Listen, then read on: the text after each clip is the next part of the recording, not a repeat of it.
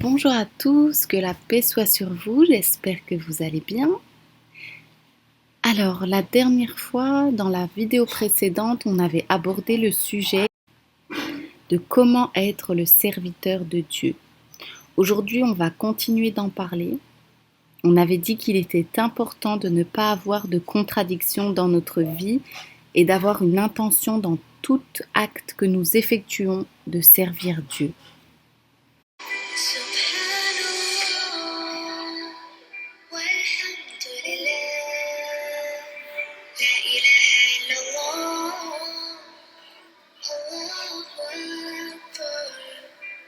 Il faut que nous comprenions que tout acte doit être fait avec une confiance et avec la conscience de servir Dieu. Le messager de Dieu, que la paix soit sur lui, a dit que l'intention, c'était ce qui prime sur l'acte. Quand on a deux personnes qui font la prière, apparemment je les vois toutes les deux, elles font la prière. En soi, ils ont l'air pareils. Ils adorent tous les deux Dieu en priant. Alors qu'il y en a un, alors qu'en fait, l'intention de l'un peut être d'une façon et l'autre le fait dans une autre façon. Donc le résultat n'est pas le même.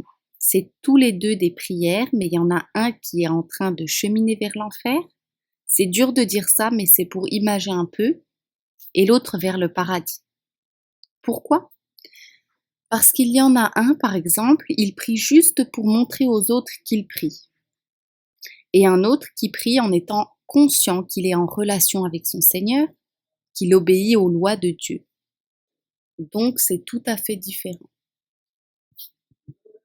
Alors soyons attentifs à l'intention qu'on y met, et lorsque nous faisons cette chose, mettons en avant dans notre fort intérieur que nous le faisons pour servir Dieu. Dans ce cas, le meilleur du meilleur se produira. Le résultat sera le fruit que Dieu a prévu en effectuant cette action. Si nous le faisons pour une autre intention, alors cela ne produira pas l'effet escompté, et alors, nous sommes comme tout le monde, puisque tout le monde accompagne ses enfants pour faire du sport. Tout le monde va travailler pour nourrir sa famille, etc., etc. Donc, c'est quoi la différence entre celui-là et celui-là ? Celui qui le fait sans conscience, peut-être sans foi, et celui qui le fait avec conscience et avec foi, tout simplement, c'est que celui qui le fait avec la foi et la conscience, il sait et le fait dans l'intention de servir Dieu et pas une autre intention. Donc, mes frères et mes sœurs, tout ce que nous faisons, tout ce que nous devons le faire au nom de Dieu et pour servir Dieu. Donc, la question était comment être un serviteur de Dieu et comment ne pas être dans les contradictions. Nous sortons des contradictions lorsque nous n'acceptons pas que quelque chose ne soit pas fait sur le chemin de Dieu et que nous prenons avec force la conscience dans laquelle nous faisons les choses pour que nous soyons de véritables serviteurs de Dieu. Alors dans ce cas-là, nous allons voir que nous deviendrons les serviteurs que Dieu a choisis. Louange à Dieu, Seigneur de l'univers. Tout ce que l'on fait, c'est pas sur certaines choses et on laisse le reste. C'est vraiment tout ce qu'on fait, toutes les actions que l'on va faire au quotidien. Et donc c'est ça qui, avec l'aide de Dieu, avec la permission de Dieu, qui nous permettra d'être les serviteurs de Dieu et aussi et surtout parce que cheminer vers El Khaïb et avoir la foi en El Khaïb, c'est quelque chose qui demande d'avoir une base solide. Si déjà je n'ai pas cette base-là, sur laquelle nous venons de faire l'élocution, comment pourrions-nous cheminer ?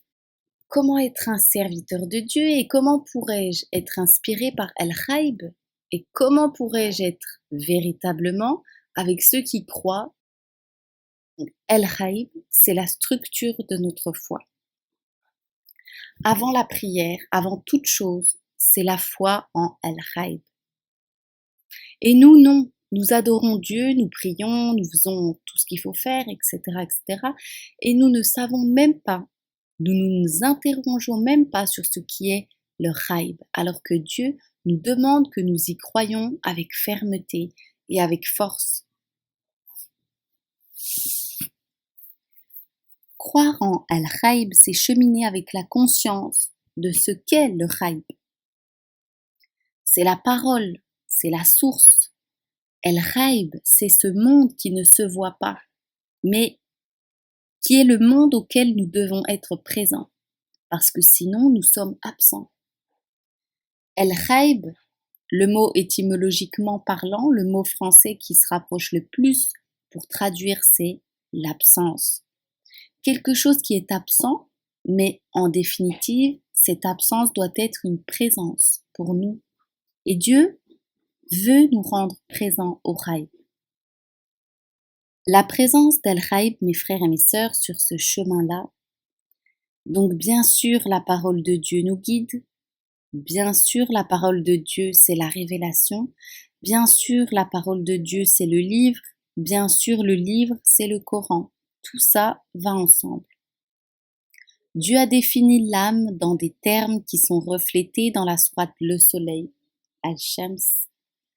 Dieu jure par le soleil, la lune, la nuit, le jour, etc. Et puis par l'âme. Il définit l'âme, il dit que l'âme, il l'a façonnée, et puis il lui a donné à cette âme ce qui la guide et ce qui l'égare. Donc avec le mot inspirer, cette inspiration est importante et nous devons bien clarifier les choses par rapport à cette inspiration parce que sinon nous n'avons pas le prérequis nécessaire pour cheminer vers la foi en Al-Ghaib. Donc bienheureux celui qui la purifie et malheur à celui qui la rend basse, etc. Donc vous voyez à travers ces versets-là, il y a dans l'inspiration. Donc, soit nous sommes inspirés par les bonnes choses, par Dieu, soit nous sommes inspirés par les mauvaises choses, c'est-à-dire par Iblis, par le diable. Et c'est pour ça que ce verset du Coran, il dit qu'il lui a inspiré sa piété et lui a inspiré ce qui l'égare. Dans la sourate Al-Fajr, l'aube. Ô âme pacifiée, agréante et agréée, elle a des caractères spectaculaires qui lui permettent de revenir vers Dieu, agréante et agréée. Agréée et qui rentre parmi les serviteurs de Dieu et qui dans le paradis de Dieu. Dans mon paradis, c'est-à-dire dans le paradis de Dieu. Et puis, dans d'autres versets, nous allons voir que Dieu, il parle de l'âme qui est ordonnante, de l'âme qui ne cesse de se blâmer, de l'âme qui est incitatrice. Vous comprendrez bien que l'âme de la vérité, c'est Nafsi Mutmahin, c'est l'âme pacifiée. L'âme qui reçoit l'inspiration, la bonne, celle qui provient de Dieu. Seulement, celle qui provient de Dieu est une âme qui est en paix. C'est l'âme qui est dans la sécurité. C'est l'âme qui n'est pas tourmentée. C'est l'âme qui n'est pas dans les contradictions. C'est l'âme qui n'est pas dans le faux. L'âme qui n'est pas dans l'injustice. L'âme qui n'est pas dans le mensonge. Et les trois autres, l'ordonnante, l'incitatrice, c'est celles qui vont nous faire du mal, qui vont faire montrer ce qui est mauvais chez les autres, qui nous inspirent et qui nous font miroiter, etc. Ces âmes-là, ce sont les âmes qui nous montrent les contradictions. Ce sont les âmes qui nous font faire de mauvaises choses, qui nous suggèrent de faire de mauvaises choses. Bien sûr, l'inspiration qui ressemble aux suggestions d'Iblis, le malin qui nous oriente, qui nous montre ce qui est mauvais. Et c'est là la grande différence entre les deux. C'est pour ça qu'on l'a défini l'autre comme étant Nafsi Mutmahin, sereine, stable, ferme, la paix. Les autres, pour ceux qui pensent qu'ils sont inspirés de Dieu en voyant les défauts des autres, en pensant que lui, il a fait du mal, en pensant ci, ça.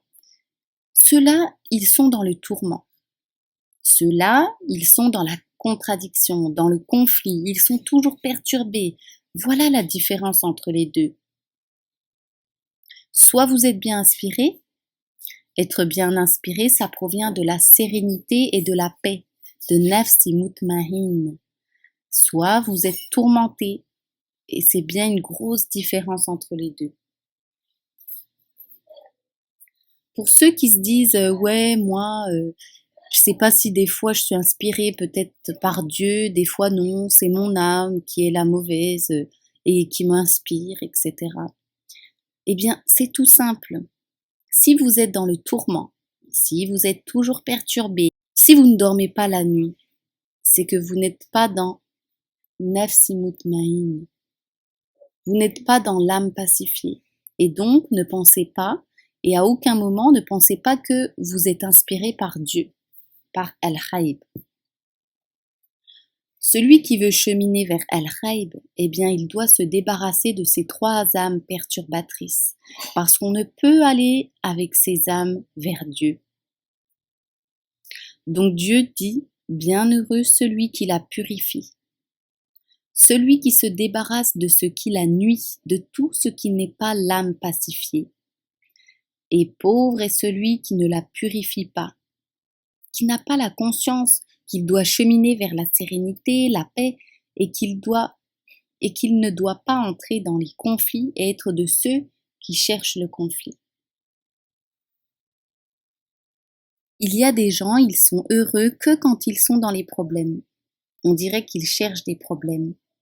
C'est même pas les problèmes qui viennent à eux, mais c'est eux qui vont chercher les problèmes et ils disent je crois en Dieu et tout ça.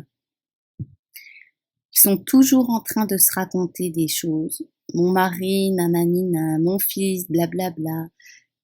Ça sert à quoi de raconter vos histoires? J'ai mal là, il m'est arrivé ça. Mais ces personnes-là, ils disent Alhamdulillah. Mais ça sert à rien. Pourquoi tu veux dire Alhamdulillah? Tu t'en remets à Dieu, soi-disant, et tu continues à raconter tes problèmes. Donc, tu n'as pas réellement compris le sens de cette parole. Et sachez que vous aurez beau dire que vous êtes des croyants, vous n'êtes pas des vrais croyants. C'est dur de dire ça, mais c'est la vérité. Les vrais croyants sont dans la sérénité. Ils sont dans la paix pour toute chose. Louange à Dieu, Seigneur des mondes. Mais là, c'est pareil, c'est l'intention. Soit vous dites Alhamdulillah parce que c'est beau, ou soit parce que vous voulez montrer que vous êtes un croyant et que vous relativisez. Et ça, c'est une intention.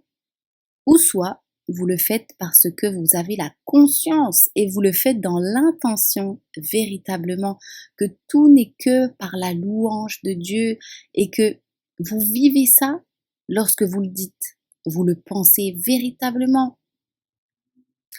Eh bien, Dieu enlève ton problème. Voilà celui qui le dit véritablement. Dieu, il enlève tous les problèmes. Mais celui qui ne le dit pas sincèrement, sans conscience, eh bien, lui, il reste dans les problèmes. Et c'est ça la vérité. Alors pourquoi on a dit ça? Parce qu'on était sur le sujet de l'âme. Celui qui chemine vers Al-Khaïb, en définitive, c'est que nous devons nous construire sur une base solide pour pouvoir cheminer vers Al-Khaïb. Les prophètes, les héritiers ont été les témoins de ça. Et si nous voulons être à l'image des prophètes, parce que c'est ce que nous devons être, eux, ils ont été des exemples pour que nous soyons aussi ces exemples-là, pas pour faire beau comme ça, mais parce que nous devons être ce qu'ils étaient, ce qu'ils ont fait, et nous devons être des témoins comme ils l'ont été. Ils ont été témoins du Khaïb, c'est-à-dire ils ont rendu par ce qu'ils étaient, à travers leurs actions, à travers tout ce qu'ils ont fait, ils ont rendu le Khaïb présent. Apparemment, c'est le monde de l'absence du présent. nous devons, si nous avons la foi, Dieu nous demande d'avoir la foi en Al-Ghaib. Eh bien, nous devons rendre dans ce monde, nous devons rendre parce que nous sommes, nous devons rendre présent Al-Ghaib, et alors, véritablement, nous serons et nous faisons partie de ceux qui avons la foi en Dieu. Et alors, c'est quoi Al-Ghaib? Eh bien, Al-Ghaib, c'est la parole de Dieu. Si vous êtes la manifestation de sa parole, et vous êtes Al-Ghaib et le témoin, si vous n'êtes pas la manifestation de sa parole, dans ce cas-là, vous n'êtes pas sur le chemin d'Al-Ghaib. Et pour être à la manifestation de sa parole, c'est tout simple, tout ce que nous avons dit depuis le début de ce sujet, nous devons le mettre en application, et alors nous deviendrons à notre tour quelqu'un qui deviendra le témoin de ce rail, pour le rendre présent, et nous aurons la pleine conscience de ce que représente El Ghaib en nous et pour les autres. Cheminer vers El Ghaib, c'est être à la volonté de la manifestation de la volonté de Dieu, et pas être la manifestation de notre volonté. En définitive, cheminer vers Dieu dans ce sens-là, et cheminer vers Al-Ghaib en faisant ce que nous faisons avec l'intention qu'on a, tant que nous pensons que c'est nous qui avons le courage, que c'est nous qui avons de la force. Alors c'est pas ça le vrai courage et c'est pas ça la vraie force. C'est pas ça la vraie puissance. Et nous devons lui demander son assistance pour qu'il nous donne ce courage et cette force à travers ce que nous sommes, à travers la manifestation de sa force et de son courage en nous. Donc voilà, mes frères et sœurs, c'est un sujet très profond, très complexe, El Ghaib. Et je vais refaire une vidéo à ce sujet en prenant